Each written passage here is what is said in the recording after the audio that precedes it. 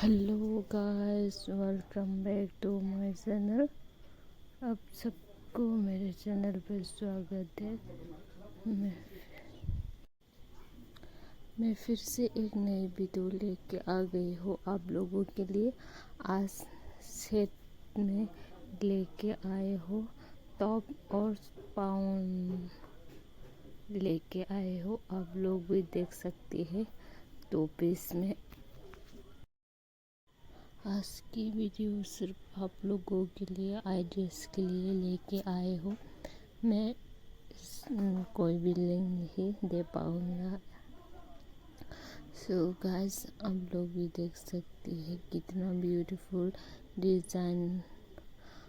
Pound का भी design बहुत ही अच्छे है और टॉप का भी, जो आप लोगों को आइडिया मिलेगा इस वीडियो के बाद। आप लोगों को कैसा